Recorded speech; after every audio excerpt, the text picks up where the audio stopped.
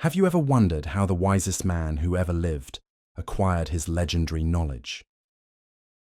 What if I told you that King Solomon, the man who built the first temple and whose wisdom was sought by rulers from every corner of the earth, may have used methods that would shock most believers today? What if the source of his extraordinary insight wasn't just divine blessing, but something far more controversial? Something that involved summoning and commanding supernatural beings that most would consider dangerous. This isn't some fantasy tale or modern conspiracy theory. This is hidden within the pages of ancient texts, both biblical and apocryphal writings that have been studied by scholars for centuries.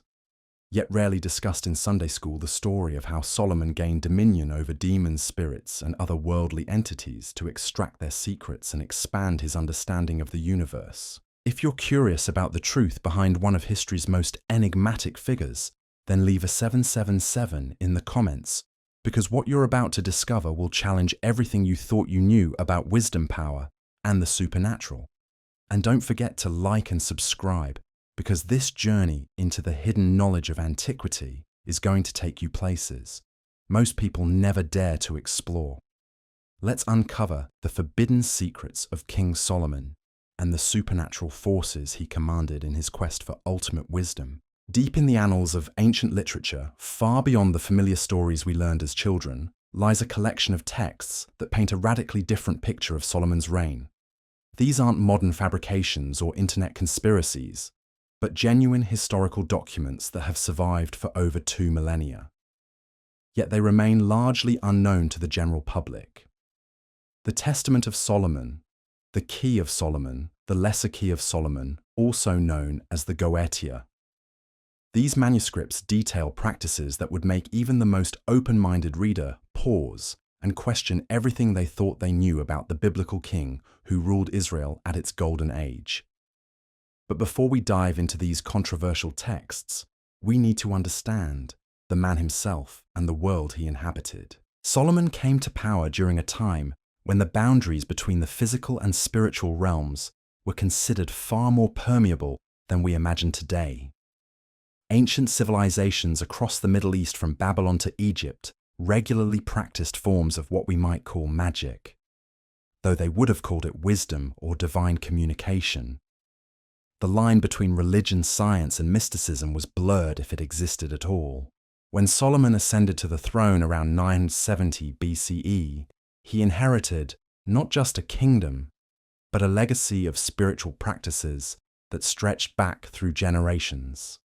His father David had been both warrior and psalmist, a man who communed with divine forces through music and poetry.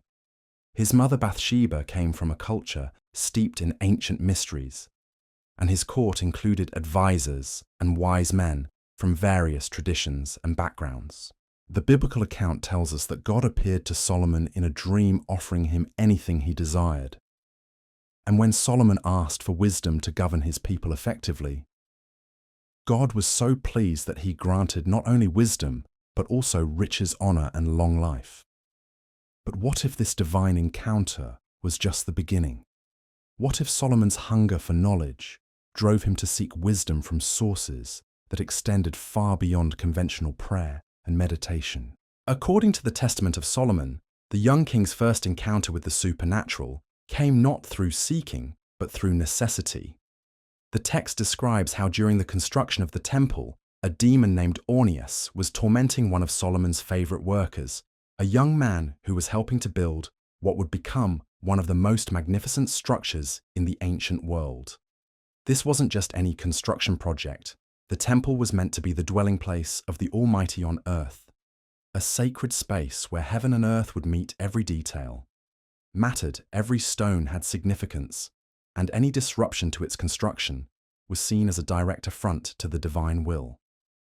So when this demon began interfering with the work, Solomon knew he had to act. But rather than turning to conventional methods of prayer or ritual cleansing, Solomon chose a different path. According to the ancient text, he sought a way not just to banish the demon, but to bind it to his will, to extract from it the knowledge and power that supernatural beings possessed, This decision would set the stage for what many consider the most extraordinary supernatural reign in human history. The method Solomon employed was both ingenious and terrifying. He obtained what the text calls a seal ring inscribed with the name of God. But this wasn't just any religious artifact. It was specifically designed as a tool of binding and command when pressed against a supernatural entity. The ring would force that being into submission, compelling it to reveal its secrets and obey Solomon's will. Imagine the scene: the most powerful ruler in the known world, standing before a supernatural entity, not in fear or supplication, but in authority, using divine power not to worship but to command. This was something entirely different from the religious practices of his time or ours. It was the marriage of spiritual authority with practical application, divine power channeled through human will for earthly purposes. When Solomon confronted Ornias with the seal, the demon had no choice but to submit. And in that moment of binding, something profound occurred. The demon was compelled to reveal not just its own nature and abilities, but information about the entire hierarchy of supernatural beings that existed beyond human perception. Ornias described other demons, their powers, their weaknesses, and most importantly, how they could be summoned and controlled. This revelation opened a door that Solomon would walk through for the rest of his reign. According to the ancient texts, he began systematically summoning and binding demons, not for evil purposes, but for knowledge. Each entity he commanded brought with it centuries or millennia of experience and understanding about the nature of reality, the structure of the universe, and the hidden laws that governed both the physical and spiritual realms. The demons revealed to Solomon the secrets of construction, showing him techniques that allowed his builders to move massive stones with supernatural ease. They taught him about the properties of metals and precious stones, knowledge that would make his kingdom incredibly wealthy through trade and craftsmanship. They shared insights about human nature and psychology that made him legendary for his ability to judge disputes and understand the hearts of men. But perhaps most significantly, they revealed to Solomon the complex hierarchy and organization of the supernatural realm. According to the Testament, each demon had specific powers, jurisdictions, and limitations. Some controlled aspects of the natural world, like weather or disease. Others influenced human emotions and desires. Still others possessed knowledge of hidden treasures or future events. As Solomon's understanding of this supernatural system grew, so did his ambition. He began to see himself not just as a king of men, but as a commander of spirits, a ruler whose dominion extended into realms that other monarchs couldn't even imagine. His court became a unique place where earthly politics mixed with supernatural consultation, where decisions affecting the physical world were made with input from beings who existed beyond normal human perception. The construction of the temple itself became a supernatural project. According to the ancient accounts, Solomon employed legions of demons in the building process. They quarried stones from impossible locations, transported materials across vast distances, and worked with precision that human hands alone could never achieve. The temple wasn't just built by human craftsmen, it was a collaboration between the earthly and the otherworldly. But Solomon's ambitions extended far beyond construction projects.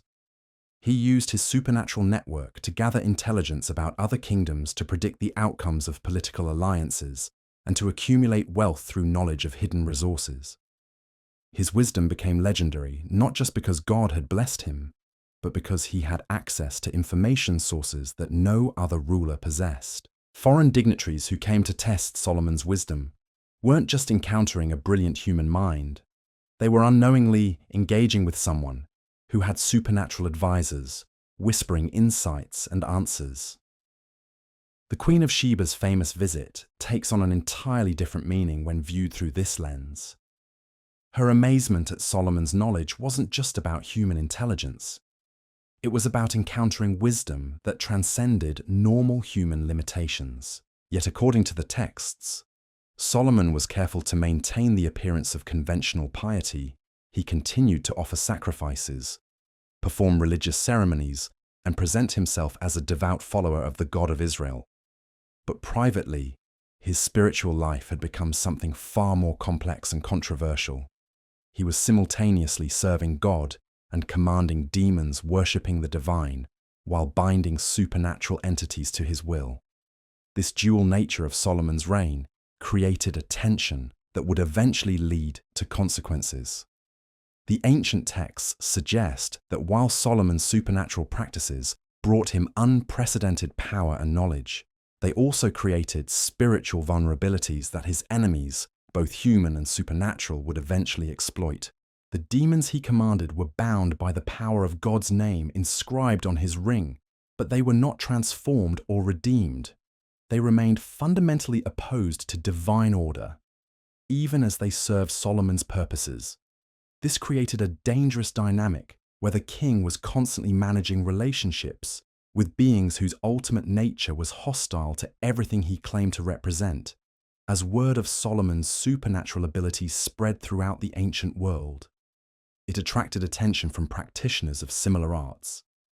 Magicians, sorcerers, and wise men from distant lands came to his court not just to witness his wisdom, but to learn his techniques. Some came as allies, seeking to exchange knowledge. Others came as competitors, hoping to challenge his authority in the supernatural realm. The court of Solomon became a nexus of esoteric knowledge, where ancient wisdom traditions from across the known world converged. Egyptian magic, Babylonian astrology, Phoenician mysticism, and Hebrew spirituality all found expression in the practices that surrounded the throne of Israel. This wasn't just political diplomacy. It was a supernatural exchange program that would influence magical traditions for centuries to come. But with great power came great responsibility. And according to the ancient accounts, Solomon began to struggle with the weight of his supernatural authority. The demons he commanded were powerful allies, but they were also dangerous servants who required constant vigilance and control. Any weakness in his spiritual authority, any lapse in his connection to the divine power that bound them, could result in catastrophic consequences. The texts describe moments when Solomon's control wavered, when demons tested the boundaries of their binding, or when rival supernatural forces attempted to challenge his authority. These weren't just political crises, they were spiritual battles that could determine the fate of his kingdom, and possibly the balance between good and evil in the world. As Solomon's reign progressed, the line between his role as God's chosen king and his identity as a commander of demons became increasingly blurred. He had gained access to knowledge that no human was meant to possess, power that transcended normal earthly authority. But at what cost? And what would happen when that power was finally tested by forces even greater than the demons he commanded? The stage was set for a confrontation that would shake the very foundations of Solomon's supernatural empire. But that confrontation and its devastating consequences would reveal truths about power, wisdom, and spiritual authority that continue to resonate through the ages. The ancient texts reveal that Solomon's supernatural empire was built on a foundation far more complex than simple demon binding. According to the Lesser Key of Solomon, he developed an intricate system of classification that organized the entire supernatural realm into manageable hierarchies. This wasn't random experimentation, but a methodical approach to understanding and controlling forces that most humans couldn't even perceive. The 72 demons of the Goetia each possessed specific titles, powers, and domains. Some were described as presidents, others as dukes, marquises, or counts. This supernatural aristocracy mirrored the political structures Solomon knew, but operated according to laws that transcended earthly understanding. Each entity required different approaches, different rituals, and different forms of binding. Baal, the first spirit listed in Solomon's catalogue, was said to appear in various forms, sometimes as a cat, sometimes as a man, sometimes as a toad, but always carrying the authority to make men invisible and to teach the art of cunning. This wasn't mere shape-shifting. It represented a fundamental understanding of perception and reality that Solomon incorporated into his own strategic thinking. Agares, the second demon, could cause earthquakes, make fugitives return, and teach all languages. This knowledge allowed Solomon to communicate with emissaries from distant lands and to understand the movements of the earth itself. His legendary ability to speak with animals mentioned in biblical accounts takes on new meaning when viewed through the lens of supernatural linguistic mastery. But perhaps the most significant aspect of Solomon's system was his understanding of the proper times and seasons for summoning different entities. The texts describe elaborate calculations based on celestial movements, planetary positions, and lunar phases. This wasn't superstition. It was a sophisticated understanding of cosmic rhythms that influenced the behavior of supernatural beings. Solomon discovered that certain demons were more powerful during specific hours of the day or night. Others responded better during particular seasons or when certain stars were visible.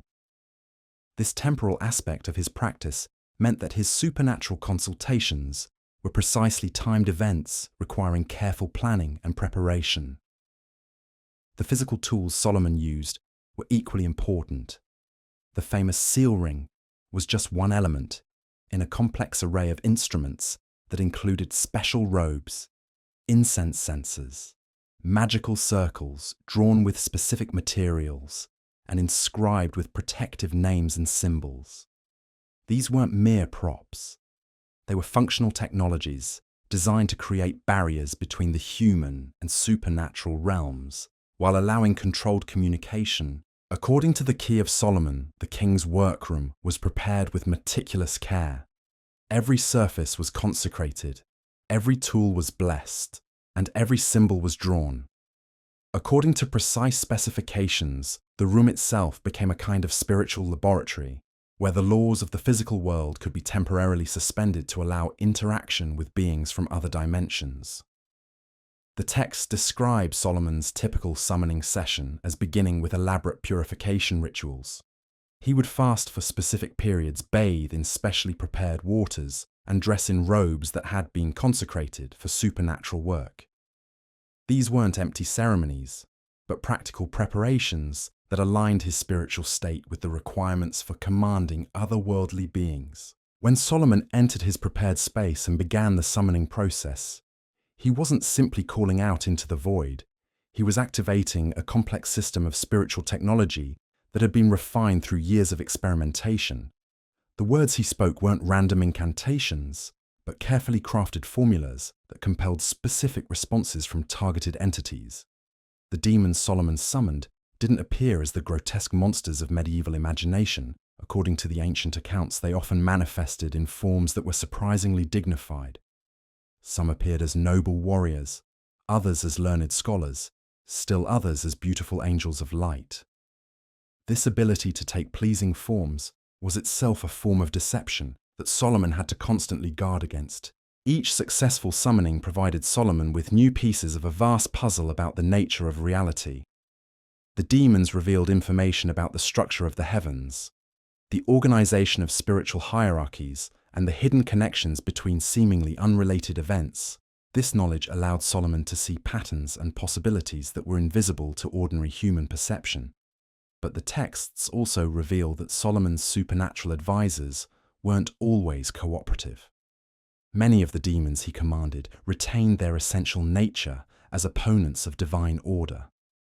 They might be bound to serve, but they remained fundamentally hostile to Solomon's ultimate allegiance to God. This created a constant tension that required incredible spiritual strength to maintain. The Testament describes moments when demons would test Solomon's authority by providing misleading information or by attempting to corrupt his intentions. They might reveal genuine secrets while simultaneously planting seeds of pride or ambition that could eventually lead to his downfall. This psychological warfare was perhaps more dangerous than any physical threat. Solomon faced Solomon's response to these challenges, demonstrated both his wisdom and his growing spiritual danger. He developed elaborate systems of verification, requiring multiple supernatural sources to confirm important information before acting on it. He also created binding oaths that compelled demons to speak truthfully. though the text suggests these oaths had limitations and could be circumvented by clever entities, as Solomon's supernatural knowledge expanded, so did his understanding of the broader cosmic conflict between forces of order and chaos. The demons he commanded weren't independent agents, but part of a vast network of spiritual beings engaged in an ongoing war that had implications far beyond earthly politics. Solomon found himself not just a king, but a participant in battles that determined the spiritual direction of entire civilizations. The texts reveal that Solomon's supernatural practices attracted attention from entities far more powerful than the demons he typically commanded. According to the ancient accounts, there were princes of darkness who viewed his activities as a direct challenge to their authority. These beings couldn't be bound by the same methods Solomon used on lesser demons, and their enmity posed existential threats to both his kingdom and his soul. One of the most significant challenges Solomon faced was the demon Asmodeus described in the texts as a prince of hell with power over lust and destruction. Unlike the other entities Solomon commanded, Asmodeus possessed intelligence and authority that approached Solomon's own. This created a dangerous dynamic where the king found himself in something approaching a supernatural chess match with an opponent who understood the rules, as well as he did the confrontation with Asmodeus. According to the Testament, wasn't just about power. It was about the fundamental question of who had the right to command supernatural forces. Asmodeus challenged Solomon's authority not through direct rebellion, but through subtle manipulation, attempting to turn the king's own desires and ambitions against him. This psychological dimension of Solomon's supernatural encounters reveals something profound about the nature of spiritual authority. The text suggests that Solomon's power over demons wasn't just about magical technique or divine blessing. It was about the purity of his intentions and the strength of his spiritual foundation. When those began to waver, so did his ability to maintain control over the entities he had bound. The ancient accounts describe how Solomon's growing pride in his supernatural abilities created vulnerabilities that his enemies could exploit, as his confidence in his own power increased his dependence on divine protection. This spiritual shift didn't happen overnight, but developed gradually as success bred arrogance and knowledge bred presumption. The demons Solomon commanded were perfectly positioned to observe and exploit this transformation. They had been bound against their will and forced to serve someone they considered inferior. Any sign of weakness in Solomon's spiritual armor became an opportunity for them to reassert their independence or to corrupt their master's purposes. According to the texts, Solomon began to use his supernatural knowledge for purposes that went beyond the original divine mandate. His ability to command demons allowed him to indulge in luxuries and pleasures that would have been impossible for an ordinary king. He could satisfy any desire, fulfill any ambition, and eliminate any obstacle through supernatural means. This gradual corruption wasn't dramatic or obvious. It manifested as subtle shifts in priority and perspective. Solomon still performed his royal duties, still maintained the temple, still judged disputes with legendary wisdom, but increasingly his primary allegiance was to the intoxicating power he wielded over the supernatural realm. The ancient writers understood that Solomon's story was ultimately a cautionary tale about the dangers of spiritual pride and the corruption that comes with unchecked power. His supernatural abilities had made him the wisest and most powerful ruler in history, but they had also set him on a path that would lead to consequences that would echo through generations. The texts hint that Solomon's supernatural empire was built on foundations that were inherently unstable. The demons he commanded remained demons regardless of their service to him. The knowledge they provided came with hidden costs, and the power they offered carried spiritual dangers that even Solomon's wisdom couldn't entirely foresee as his reign progressed. The weight of managing his supernatural network began to take its toll. Solomon found himself constantly vigilant, constantly performing binding rituals, constantly maintaining the complex web of relationships that kept his otherworldly advisors under control. What had begun as a tool for gaining wisdom had become a burden that consumed more and more of his time and spiritual energy. But perhaps most significantly, the texts suggest that Solomon's supernatural practices had consequences that extended far beyond his own life. The knowledge he had extracted from demons, the techniques he had developed for commanding supernatural forces, and the spiritual precedents he had established would influence magical traditions for thousands of years to come. The legacy Solomon was creating extended far beyond his own lifetime, and the implications of his supernatural experiments would shape the spiritual landscape of the ancient world in ways he could never have anticipated. According to the Testament of Solomon, the king's most ambitious project wasn't the construction of the temple or the accumulation of wealth, but his attempt to create what the texts describe as a complete catalogue of supernatural knowledge. He sought to document every demon, every spirit, every otherworldly entity that existed, along with their powers, weaknesses, and the methods for commanding them. This wasn't merely an academic exercise. Solomon understood that knowledge was power, and supernatural knowledge represented the ultimate form of authority by creating a comprehensive grimoire of demonic binding. He was essentially building a manual for cosmic dominion, a handbook that could theoretically allow future practitioners to wield the same otherworldly influence he possessed. The process of creating this catalogue required Solomon to push the boundaries of his supernatural practice further than ever before. He began summoning entities that had never been bound by human will, demons of such ancient power and malevolent intelligence that even his seal ring struggled to contain them. These weren't the relatively manageable spirits he had grown accustomed to commanding, but primordial forces that had existed since the dawn of creation. Each new summoning brought greater risks and greater rewards. The most powerful demons possessed knowledge that spanned millennia. They could reveal the secrets of creation itself, the hidden names of God, the true structure of reality, and the ultimate destiny of both human and supernatural beings. But accessing this knowledge required Solomon to venture into spiritual territories where his divine protection grew increasingly thin.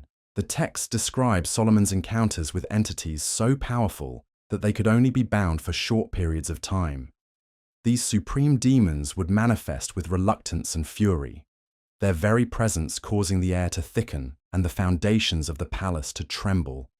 They spoke of cosmic secrets that made even Solomon's legendary wisdom seem like childish ignorance, and they warned of consequences that would unfold long after his death. One such entity, according to the ancient accounts, was Belial, a demon prince whose knowledge encompassed the deepest mysteries of good and evil. Belial revealed to Solomon the true nature of the cosmic conflict between divine order and chaotic rebellion, explaining how every human action, every royal decree, every spiritual practice contributed to this vast metaphysical war. Through Belial, Solomon learned that his supernatural empire was not an isolated phenomenon, but part of a larger pattern that had repeated throughout history. Other kings, other wise men, other seekers of forbidden knowledge had walked similar paths, each believing they could master forces beyond human understanding, each ultimately discovering the terrible price of such ambition. But perhaps the most disturbing revelation came from the demon Belphegor, who specialized in the corruption of human genius. Belphegor showed Solomon visions of future rulers who would attempt to duplicate his supernatural achievements, revealing how the knowledge he was documenting would be passed down through secret traditions and hidden schools of magical practice. These visions depicted centuries of occult experimentation as future practitioners would use Solomon's methods to summon demons, gain supernatural knowledge, and attempt to build their own otherworldly empires. But the text suggests that none of these future magicians would possess Solomon's unique combination of divine blessing and royal authority, making their attempts far more dangerous and far less successful. Solomon began to realize that he was not just gaining knowledge for himself, but establishing precedents that would influence spiritual practices for millennia to come. Every demon he bound, every secret he extracted, every technique he developed was creating a template that others would follow, often with catastrophic results. The weight of this responsibility began to affect Solomon's judgment. According to the Testament, he became increasingly secretive about his supernatural practices, even hiding aspects of his work from his closest advisors and family members. He understood that the knowledge he possessed was too dangerous to share openly, yet too valuable to abandon entirely. This isolation created new vulnerabilities in Solomon's spiritual defenses. The demons he commanded began to exploit his secrecy, using it to drive wedges between the king and those who might have provided spiritual accountability. They whispered suggestions that Solomon's supernatural work was too important to be constrained by conventional moral or religious limitations. Gradually, Solomon's supernatural consultations began to influence his political decisions in ways that contradicted his earlier wisdom. The demons he commanded had their own agendas, their own preferences for how human affairs should unfold, and their counsel often pushed Solomon toward choices that served supernatural purposes rather than human welfare. The texts describe how Solomon's legendary judgment began to show subtle signs of corruption. He still resolved disputes with apparent wisdom, but increasingly, his solutions reflected the alien logic of his demonic advisors rather than divine justice. The demons understood human nature intimately, but they viewed humanity with fundamental hostility that colored all their suggestions. Solomon's building projects took on new characteristics as his supernatural knowledge expanded. The temple remained a monument to divine glory, but other structures began incorporating elements designed to facilitate otherworldly communication. Hidden chambers were constructed for summoning rituals, secret passages allowed movement between the palace and supernatural workspaces, and certain decorative elements served dual purposes as both art and magical apparatus. The Queen of Sheba's famous visit, according to some interpretations of the ancient texts, was motivated not just by curiosity about Solomon's wisdom, but by recognition that he possessed supernatural abilities that threatened the spiritual balance of the ancient world. Other rulers had begun to notice that Solomon's knowledge and power exceeded normal human limitations, and some viewed this as a potential threat to their own kingdoms. During her visit, the queen allegedly tested Solomon, not just with riddles and questions, but with challenges designed to probe the source of his abilities. According to these accounts, she brought her own magical practitioners, court magicians, and wise men who specialized in detecting supernatural influence. The fact that she left impressed rather than alarmed suggests that Solomon successfully concealed the true extent of his demonic partnerships. But the strain of maintaining this deception, while continuing to expand his supernatural knowledge, was beginning to take its toll on Solomon's spiritual health. The texts describe periods of doubt and spiritual crisis, when the king questioned whether his pursuit of otherworldly wisdom was worth the growing distance he felt from the divine source that had originally blessed him. These moments of clarity were brief and increasingly rare as Solomon's dependence on his supernatural advisors grew deeper. With each passing year, the demons he commanded had become integral to every aspect of his reign, from military strategy to economic policy to architectural design. He could no longer imagine ruling without their counsel. Yet he was beginning to suspect that their guidance was leading him away from his original divine calling. The ancient accounts suggest that Solomon's supernatural practices had begun to attract the attention of spiritual forces even more powerful than the demons he commanded. According to the texts, there were cosmic entities, beings of such vast intelligence and authority that they viewed Solomon's entire empire as nothing more than an interesting experiment in human corruption. These supreme beings allegedly began to orchestrate events that would test Solomon's spiritual foundations in ways that no earthly challenge could match. They didn't attack directly, or, obviously, instead they arranged circumstances that would force Solomon to choose between his divine calling and his supernatural ambitions, between his role as God's chosen king and his identity as a commander of demons. The pressure of these invisible manipulations began to manifest in Solomon's personal life. According to the Testament, his relationships with family members became strained as the secrecy required by his supernatural practices created emotional distance. His marriages to foreign princesses, originally intended as political alliances, began to serve darker purposes as these wives brought their own spiritual traditions and practices that complemented Solomon's occult interests. The gradual transformation of Solomon's court from a center of divine wisdom to a nexus of supernatural experimentation didn't happen overnight, but the cumulative effect was profound. Foreign diplomats visiting Jerusalem began to report strange phenomena, unexplained sounds emanating from the palace at night, unusual atmospheric disturbances during royal audiences, and a general sense of spiritual unease that seemed to permeate the entire kingdom. Solomon's legendary wisdom was still evident in his public pronouncements and royal decisions, but those closest to him began to notice changes in his demeanor and priorities. He seemed increasingly preoccupied with projects that served no apparent political or economic purpose, spending vast resources on endeavors that his advisors couldn't understand, or approve the construction of high places for foreign gods mentioned in the biblical account. Takes on sinister significance when viewed through the lens of Solomon's supernatural practices. These weren't just diplomatic gestures to appease foreign wives, but functional spaces designed to facilitate communication with the otherworldly entities that these various religious traditions claim to contact. According to the ancient texts, Solomon had discovered that different supernatural beings responded to different ritual approaches and cultural contexts by establishing worship sites for various foreign deities.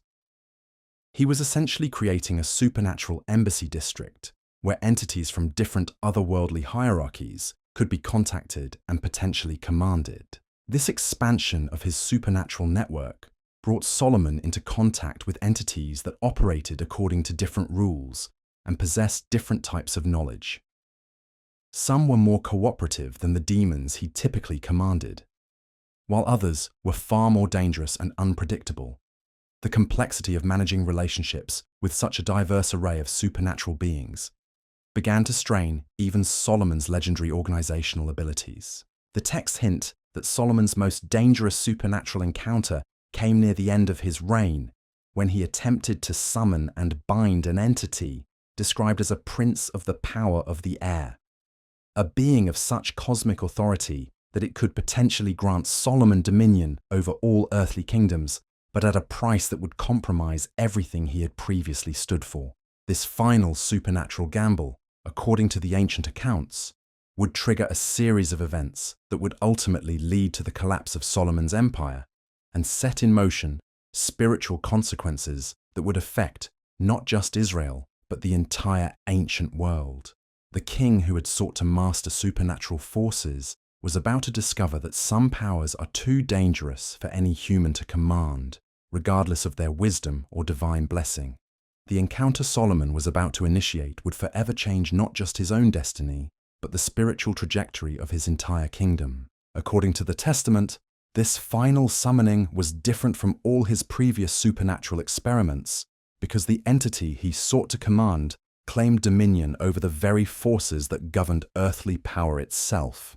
This being known in the ancient texts by names too dangerous to speak openly, allegedly possessed the ability to grant absolute authority over all human institutions, governments, armies, and economic systems. But unlike the demons Solomon had previously bound, this entity demanded something in return that would fundamentally alter the king's relationship with the divine source of his original blessing. The preparation for this ultimate summoning required months of ritual purification and the construction of a ceremonial space unlike anything Solomon had previously created. According to the texts, he ordered the excavation of a subterranean chamber beneath the temple complex itself, a location where the boundary between sacred and profane would be deliberately blurred for supernatural purposes. The chamber was designed according to specifications provided by the entity itself through preliminary communications that had taken place over several years. These weren't the typical binding rituals Solomon had mastered, but negotiations between equal powers, each offering something the other desperately wanted. Solomon's motivation for pursuing this dangerous alliance stemmed from intelligence. his demonic advisors had provided about growing threats to his kingdom. According to their reports, rival nations were developing their own supernatural capabilities, and without access to higher levels of otherworldly power, Israel would eventually be overwhelmed by enemies who had made their own bargains with cosmic forces. The irony wasn't lost on Solomon that his success in commanding demons had created a supernatural arms race across the ancient world. Other rulers had learned of his abilities and were desperately seeking their own otherworldly advisors. The knowledge Solomon had worked so hard to keep secret was spreading through networks of court magicians, traveling mystics, and diplomatic spies. But this final entity offered something beyond mere military advantage. It claimed the ability to reveal the ultimate secrets of creation itself, the hidden names of power that could reshape reality according to human will, the knowledge that would make Solomon not just the wisest man who ever lived, but the most powerful being in the history of the world. The texts describe Solomon's internal struggle as he prepared for this final summoning. He understood that what he was contemplating crossed lines that even his previous supernatural experiments had respected. This wasn't about gaining knowledge or power to serve his people. It was about transcending the limitations that defined human existence itself. His demonic advisors were strangely divided about this ultimate gamble. Some encouraged Solomon to proceed, arguing that such power would allow him to create an earthly paradise where suffering and injustice could be eliminated forever. Others warned that the entity he sought to command operated according to rules that made their own binding seem like children's games. The night Solomon entered the hidden chamber to attempt his final summoning, the very atmosphere around Jerusalem allegedly changed. According to witnesses, animals throughout the city became restless. Dogs howled continuously, and even the temple sacrifices burned with unusual colors. The spiritual tension was so intense that sensitive individuals reported feeling as though reality itself was holding its breath. Solomon's approach to this ultimate supernatural encounter required abandoning many of the protective measures he had relied upon. In previous summonings, the entity had made clear that it would only respond to someone willing to meet it as an equal, which meant temporarily setting aside the divine protections that had previously shielded him from supernatural corruption. The summoning itself, according to the ancient accounts, lasted 3 days and nights, during which Solomon neither ate nor slept, but maintained continuous ritual communication with forces that existed beyond normal human perception. Witnesses reported that strange lights emanated from beneath the temple complex, and that the sound of voices speaking in unknown languages could be heard throughout the palace. When Solomon finally emerged from the chamber, those who saw him reported that something fundamental had changed in his appearance and demeanor. He looked older, not just physically, but spiritually, as though he had aged decades in the span of those 3 days. His eyes held knowledge that seemed too vast for human comprehension, yet there was also a shadow there that hadn't existed before. The immediate results of Solomon's final supernatural gamble seemed to validate his decision. His kingdom's prosperity increased to unprecedented levels. Foreign nations began offering tribute without being asked, and potential military threats dissolved before they could materialize. It appeared that Solomon had indeed gained access to powers that transcended normal earthly limitations. But the ancient texts suggest that the true price of Solomon's ultimate supernatural alliance wasn't immediately apparent. The entity he had bound operated on timescales that spanned centuries, and its agenda extended far beyond Solomon's individual reign. What appeared to be immediate success was actually the beginning of a spiritual corruption that would ultimately destroy everything the king had worked to build. According to the Testament, Solomon's final supernatural advisor began subtly influencing his decisions in ways that seemed beneficial in the short term, but served longer-range purposes that Solomon couldn't fully comprehend. The entity's knowledge of human nature was so complete that it could manipulate events and choices while making Solomon believe he was acting according to his own wisdom. The construction projects that followed Solomon's final summoning took on characteristics that disturbed even his most loyal supporters. Buildings were designed with hidden purposes that served supernatural rather than human needs. Decorative elements incorporated symbols and geometries that seemed to pulse with otherworldly energy, and certain chambers were constructed according to specifications that no human architect could explain. Solomon's legendary wisdom began to manifest in ways that made his subjects uncomfortable, rather than the compassionate judgment that had characterized his earlier reign. His decisions increasingly reflected an alien intelligence that understood human behavior, but viewed it with detached calculation. People began to sense that when they brought disputes before the king, they were being evaluated by something that wasn't entirely human. The foreign wives Solomon had married as part of his diplomatic strategy began to play increasingly prominent roles in court life. According to the texts these women brought with them, not just their own religious traditions, but connections to supernatural networks that complemented Solomon's otherworldly alliances. The spiritual atmosphere of Jerusalem began to reflect influences from across the known world. The biblical account mentions that Solomon built high places for foreign gods, but the ancient texts suggest these structures served purposes that went far beyond diplomatic courtesy. They were designed as communication nodes in a vast supernatural network that allowed Solomon to coordinate with entities from multiple otherworldly hierarchies simultaneously.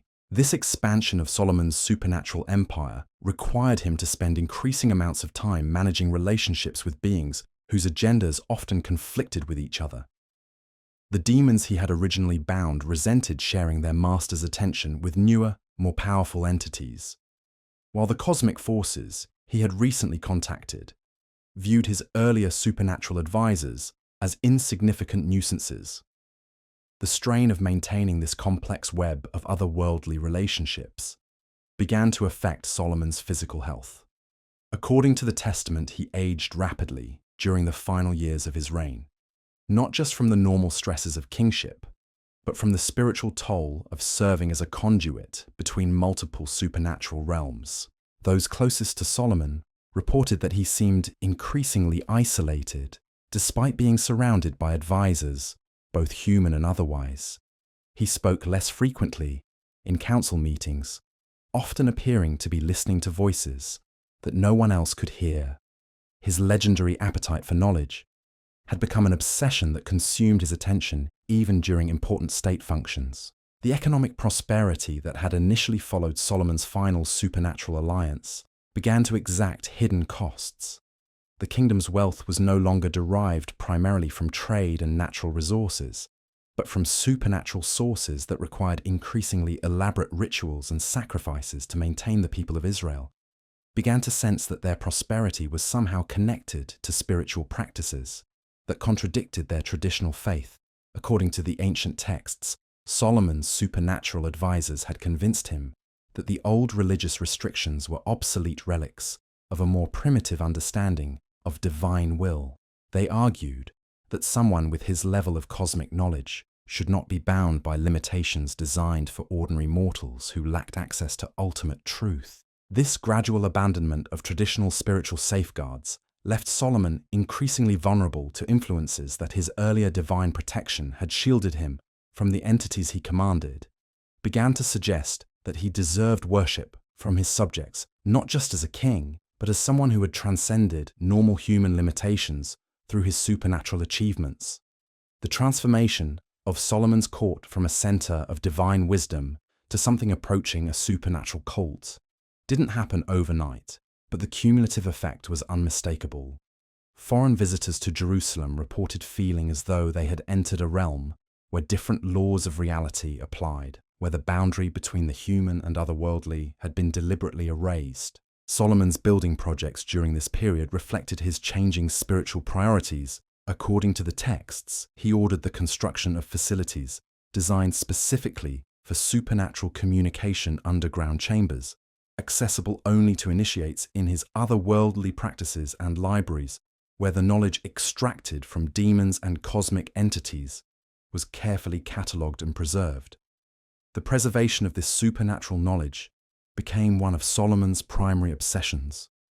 During his final years, he understood that his otherworldly alliances had given him access to information that could influence human civilization for millennia to come. But he also recognized that this knowledge was too dangerous to be widely shared. The solution Solomon developed was the creation of hidden schools, where selected individuals could be trained in the basics of supernatural communication without being exposed to the full extent of his otherworldly network. These secret academies would ensure that his supernatural legacy would survive his death while protecting future practitioners from the most dangerous aspects of cosmic manipulation. But according to the ancient accounts, Solomon's supernatural advisors had their own plans for preserving and expanding the knowledge he had accumulated. They began identifying individuals throughout his kingdom who showed potential for otherworldly communication, gradually drawing them into practices that would make them dependent on supernatural guidance. This covert recruitment of future practitioners created a hidden network within Solomon's kingdom that operated parallel to official governmental and religious structures. People in positions of influence, merchants, scribes, military officers, and even some priests began receiving supernatural guidance that originated from Solomon's otherworldly advisors. The texts suggest that Solomon was only dimly aware of this shadow network that was developing within his own kingdom. His supernatural advisors had convinced him that such expansion was necessary for the preservation of cosmic knowledge, but they hadn't revealed the extent to which these new practitioners were being prepared to serve otherworldly agendas that extended far beyond Solomon's original purposes. As Solomon's reign entered its final phase, the accumulated spiritual consequences of decades of supernatural experimentation began to manifest in ways that even his otherworldly advisors couldn't fully control or predict. The kingdom that had once been a model of divine blessing and human wisdom was being transformed into something that would have been unrecognizable to the young king who had first asked God for wisdom to govern his people effectively. The ancient texts reveal that Solomon's final years were marked by a growing awareness that the supernatural forces he had spent his lifetime commanding were preparing for something that extended far beyond his individual reign. Something that would reshape the spiritual landscape of the entire ancient world in ways he was only beginning to comprehend. According to the Testament of Solomon, the king's growing awareness of his supernatural advisors' hidden agenda began with subtle signs that something fundamental had shifted in the nature of their relationship. The demons he had commanded for decades started providing information that seemed designed more to serve their own purposes than to benefit his kingdom. Their counsel increasingly pushed Solomon toward decisions that isolated Israel from its traditional allies and spiritual foundations. The entity Solomon had bound in his final summoning proved to be the most manipulative of all his otherworldly advisors. Unlike the demons who served grudgingly, this cosmic force seemed eager to help Solomon expand his power, but every suggestion it offered carried implications that the king was slow to recognize. Each recommendation moved Solomon further from his original divine mandate. While making him more dependent on supernatural guidance, Solomon began to notice that his human advisors were becoming reluctant to challenge his decisions, even when those choices seemed to contradict established wisdom and policy. The spiritual atmosphere around the throne had become so charged with otherworldly influence that ordinary men found it increasingly difficult to think clearly in the king's presence. Their natural judgment was being clouded by forces they couldn't understand or resist. The construction of Solomon's final architectural project, according to the ancient texts, was a structure that would serve as a permanent gateway between the earthly and supernatural realms. This wasn't just another temple or palace, but a facility designed to allow continuous communication between human civilization and the otherworldly hierarchies Solomon had spent his lifetime mapping and commanding. The specifications for this ultimate structure came directly from Solomon's most powerful supernatural advisor and required construction techniques that pushed the boundaries of what human craftsmen could accomplish. Even with demonic assistance, the building incorporated geometric principles that seemed to bend space itself, creating chambers where the normal laws of physics were suspended to facilitate otherworldly manifestation. As construction progressed, strange phenomena began occurring. Throughout Jerusalem, residents reported that time seemed to move differently in certain areas of the city, that familiar locations appeared changed when viewed from specific angles, and that sounds from unknown sources could be heard during the quiet hours of night. These disturbances weren't random. They followed patterns that suggested reality itself was being systematically altered. Solomon's response to these growing anomalies revealed how completely his perspective had been transformed by decades of supernatural consultation. Rather than viewing the disturbances as warning signs, he interpreted them as evidence that his ultimate project was succeeding, that he was finally achieving the complete integration of earthly and otherworldly power that had been his secret ambition from the beginning. The ancient accounts describe how Solomon's family members and closest associates began experiencing visions and supernatural encounters that they hadn't sought or desired. The otherworldly forces Solomon commanded were no longer content to limit their influence to the king himself. They were expanding their presence throughout the royal household and beyond. These unwanted supernatural intrusions created fear and confusion among people who had previously benefited from Solomon's reign. They began to understand that the wisdom and prosperity they had enjoyed came with costs that were only now becoming apparent. The spiritual protection that had traditionally shielded Israel from otherworldly interference had been systematically dismantled by their own king. According to the Testament, Solomon's wives from foreign nations began reporting that their ancestral gods were communicating directly with them, providing instructions that often contradicted Solomon's official policies. These divine messages weren't random. They were coordinated communications from the supernatural network Solomon had created, designed to influence royal decision-making through multiple channels simultaneously. The realization that his supernatural advisors were bypassing his authority and communicating directly with other members of his household should have alarmed Solomon. But according to the texts, he interpreted this development as evidence of his success in creating bridges between different otherworldly hierarchies. He failed to recognize that he was losing control of the very forces he had spent his lifetime learning to command. Solomon's legendary wisdom began to manifest in increasingly disturbing ways. His ability to understand human nature became so acute that people felt exposed and vulnerable in his presence. He could predict their thoughts, anticipate their actions, and manipulate their emotions with precision that seemed beyond normal human capability. But this enhanced perception came with a spiritual coldness that made personal relationships impossible. The king, who had once been known for his compassionate judgment, became someone who viewed his subjects as pieces in a cosmic game, whose ultimate purpose extended far beyond their individual welfare. Solomon's decisions increasingly reflected the alien priorities of his supernatural advisors who understood human civilization only as a tool for achieving otherworldly objectives, according to the ancient texts.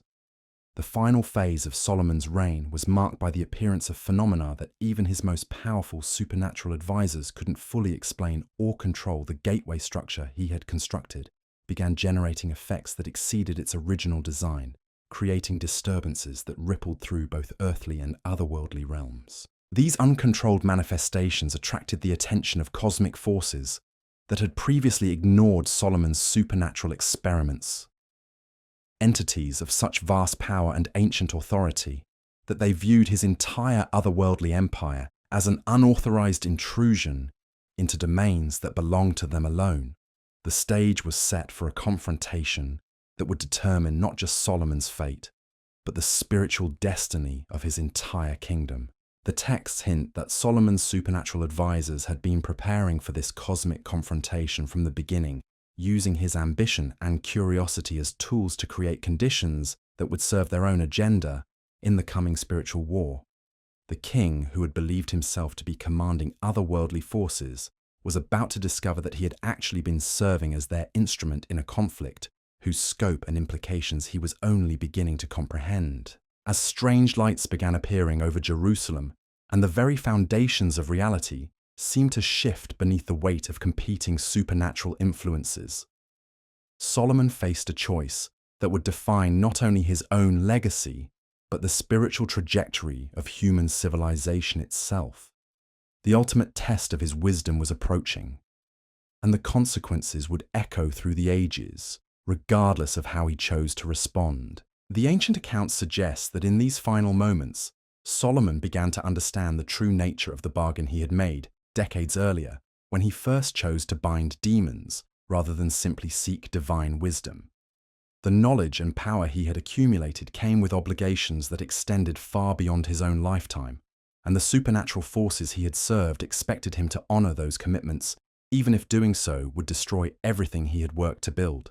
Solomon's final confrontation with the cosmic forces he had unknowingly served began on what seemed like an ordinary morning.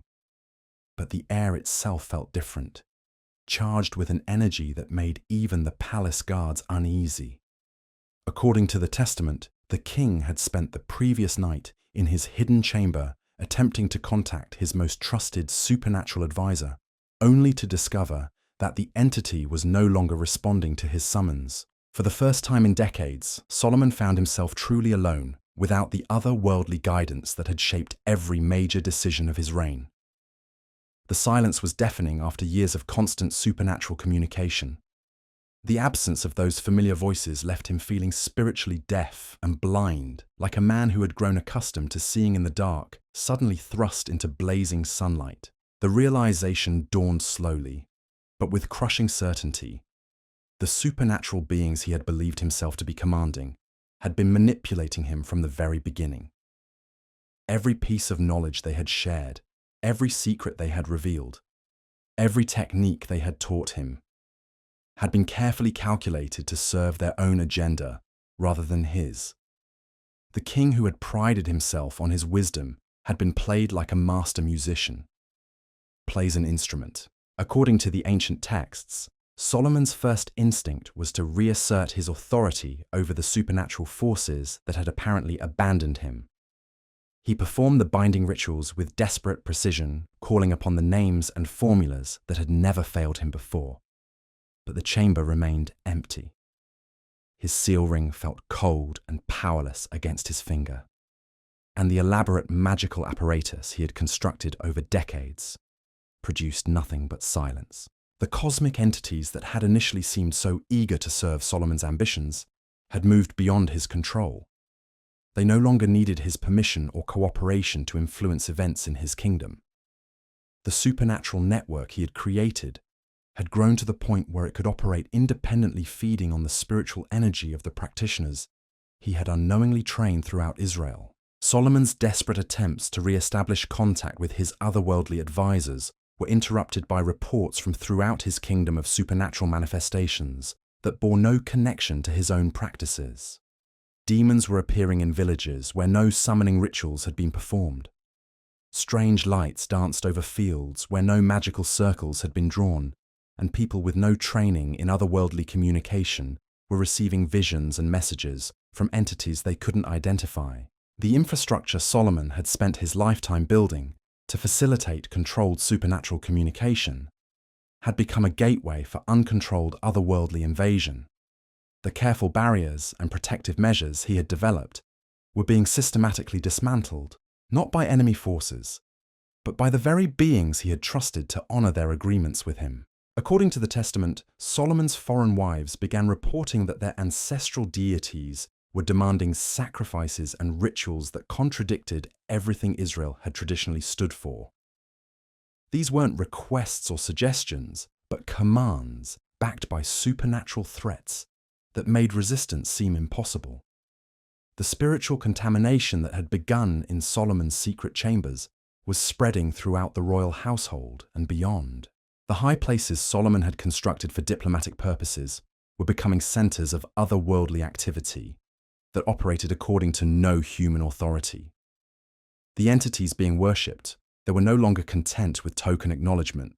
They demanded complete devotion and were prepared to enforce their will through supernatural means that made ordinary political pressure seem insignificant. Solomon found himself trapped in a situation that his legendary wisdom was powerless to resolve. The supernatural forces he had unleashed were beyond the reach of normal human authority, yet they remained intimately connected to his kingdom through the network of practitioners and facilities he had established over decades. Any attempt to shut down these otherworldly connections would require dismantling the very foundations of Israel's prosperity and power. The economic abundance that had made Solomon's reign legendary was revealed to be entirely dependent on continued cooperation with supernatural entities that no longer felt obligated to honor their original agreements. The trade routes that had brought unprecedented wealth were maintained by otherworldly forces that could redirect commerce away from Israel. At will, the construction projects that had made Jerusalem famous throughout the ancient world incorporated supernatural elements that could be weaponized against the kingdom if the otherworldly partnerships dissolved.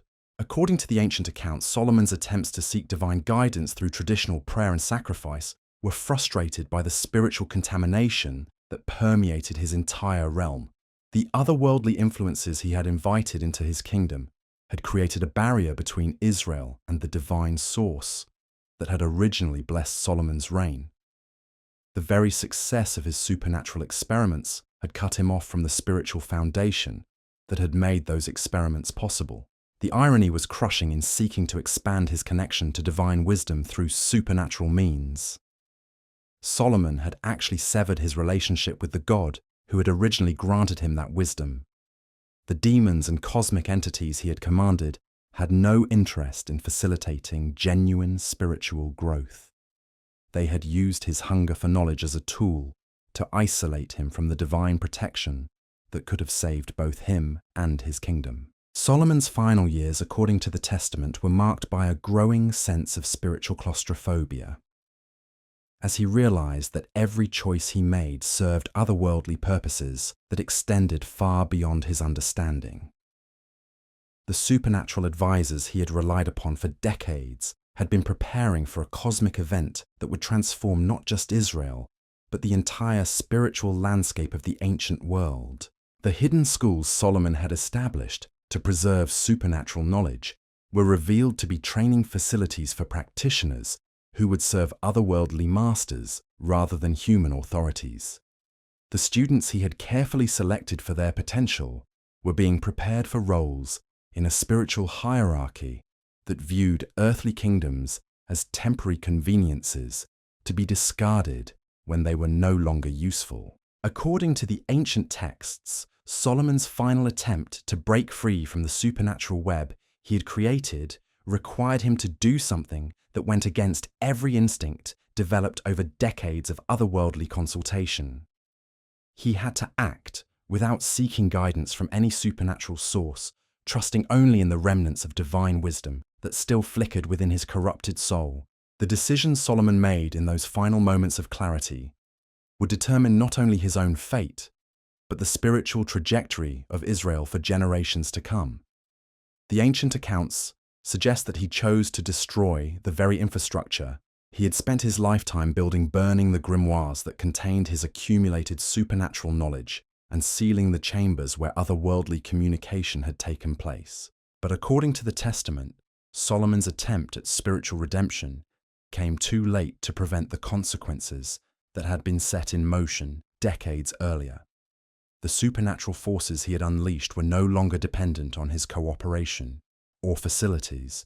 They had established their own network throughout the ancient world, using the techniques and knowledge he had provided to create a spiritual infrastructure that would influence human civilization for millennia. The kingdom that had once been a model of divine blessing became a cautionary tale about the dangers of seeking power through supernatural means. Solomon's legendary wisdom was remembered alongside warnings about the spiritual pride that had corrupted it. The temple he had built remained a monument to divine glory, but it also served as a reminder of how easily sacred purposes could be corrupted by otherworldly influences. According to the ancient texts, Solomon died knowing that his supernatural experiments had opened doorways that could never be completely closed. The knowledge he had extracted from demons and cosmic entities would continue to circulate through hidden traditions, inspiring future generations of practitioners who would repeat his mistakes without understanding the full implications of their choices. The Testament concludes with Solomon's final warning to those who might be tempted to follow his path. The pursuit of supernatural knowledge promised wisdom and power, but delivered spiritual bondage that was far more restrictive than any earthly limitation. The entities that offered otherworldly secrets were not servants, but predators who viewed human ambition as an opportunity to extend their influence into realms that should have remained protected. Solomon's story serves as a profound reminder that true wisdom cannot be separated from spiritual humility, and that the greatest knowledge comes not through commanding supernatural forces, but through surrendering to divine will. The king who had sought to master the otherworldly realm ultimately discovered that some boundaries exist not to limit human potential, but to protect it from forces that are fundamentally hostile to human flourishing. The legacy of Solomon's supernatural experiments continues to influence spiritual practices to this day, hidden within esoteric traditions and occult philosophies that promise their practitioners access to the same otherworldly knowledge that once made Solomon the wisest man who ever lived. But the ancient texts remind us that such knowledge comes with costs that far exceed any earthly benefit. What began as a quest for divine wisdom became a cautionary tale about the seductive power of supernatural knowledge and the spiritual dangers that await those who seek to command forces beyond human understanding. Solomon's story challenges us to consider whether true wisdom lies in accumulating otherworldly secrets, or in recognizing the limits that define and protect human existence. The choice between divine wisdom and supernatural knowledge remains as relevant today as it was in Solomon's time, and the consequences of that choice continue to shape the spiritual landscape of our world in ways that most people never realize. The king who summoned demons for wisdom ultimately learned that the greatest knowledge cannot be commanded, but must be humbly received from the source of all truth. If this exploration of Solomon's hidden story has opened your eyes to spiritual realities you never considered, let me know by leaving a comment below, and don't forget to like and subscribe, because there are many more hidden truths waiting to be uncovered in the ancient texts that have shaped our world in ways most people never imagine. The journey into forbidden knowledge is far from over, and the implications reach deeper than we've ever dared to explore.